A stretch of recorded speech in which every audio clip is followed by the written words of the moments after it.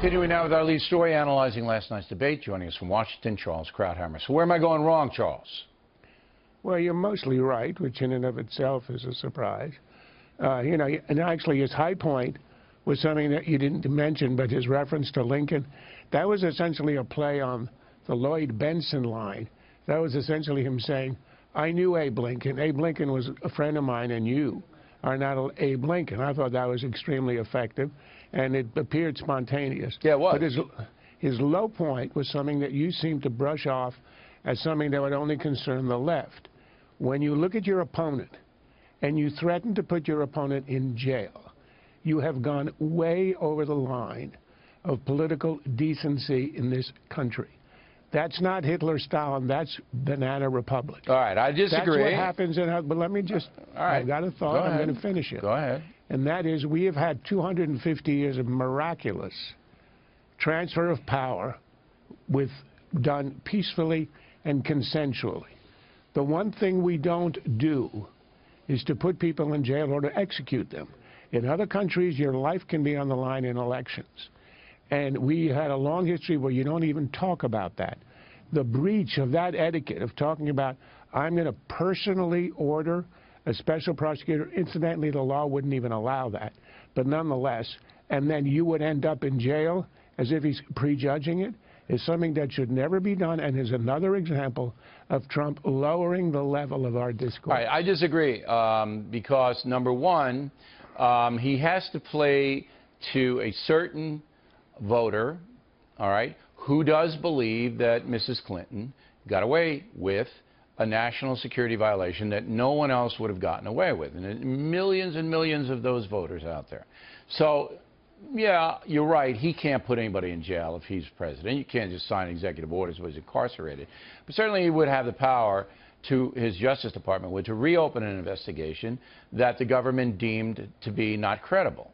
He does have the power to do that. And I wasn't offended by that so much in the sense that I knew it was a quip off the top of his head, which, you know, and I think it helped him. I really believe that helped him. Yeah, but you always defend Trump by saying, he said X, oh, it perhaps was not the right thing to do. Maybe it was constitutional. Oh, you didn't believe he literally was going to put him in jail, do you? But he was appealing, and it works for him. Works for him is different from saying it's the right thing to do. Sure. The low point of the convention was the crowd saying, lock her up. Okay. That's not we what want people civility, ought to be thinking. and we on this program, as you well know, have stayed out of the swamp. But you can't tell me that you thought that Donald Trump was saying, if I'm elected, I'm going to incarcerate this woman like I would do in an inquisition. He was making a point that there would be a special prosecutor. The email thing would be reopened because, again, many, many millions of Americans feel that this was the fix was in, that another president, Barack Obama, made sure that it wasn't, an honest investigation did not take place. So I hope we have a tradition in this country of honest investigations, and that's how I took it. Look, one of the presidents that we retroactively revere is Gerald Ford, in a situation with Nixon, who was clearly guilty.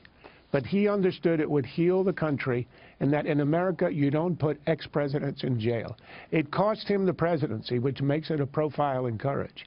But here we could all agree there was obviously way overstepping the line. He would have been impeached and all that, and he probably would have been convicted. But there's a difference. It's understood in this country that you don't put political losers in jail. It's a difference. It's more than political losers. In the Watergate situation, the system worked. All right? The investigation led to wrongdoing on the part of Richard Milhouse Nixon.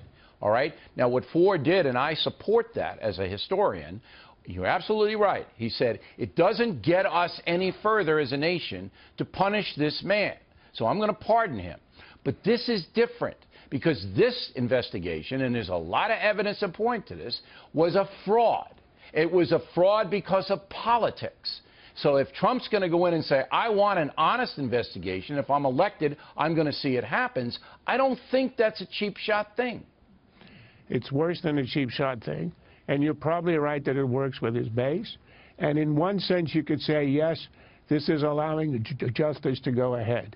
But the idea that you threaten your opponent with jail, and he used the word jail, I didn't, it, to me, is a breach of the decency of our system where we don't do that, all right, even where it might be warranted, as in the Nixon case. I will cede that there are two sides to this story, and I'm glad we had this debate, because you'll see this nowhere else on television. Krauthammer and O'Reilly. You will never see it.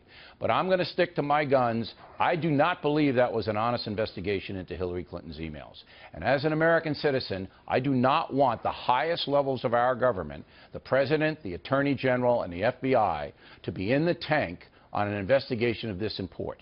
And if I was President, I'd do the exact thing. Last word. Look, I understand the will to do that. I simply believe that there are certain limits to political discourse and to what you do to your opponent. And in this case, it was something that have you ever heard a presidential candidate ever threatening another with that kind of legal, and he's done it with others. He said to the guy, owner of Chicago White Sox, who put the money in the campaign against him, he said he's got business things. He better watch out if I'm president. No, I don't like the threats either. That's not unique to him. That's what he's doing. And that's a misuse of the powers of the presidency. All right, Charles Krauthammer, everyone.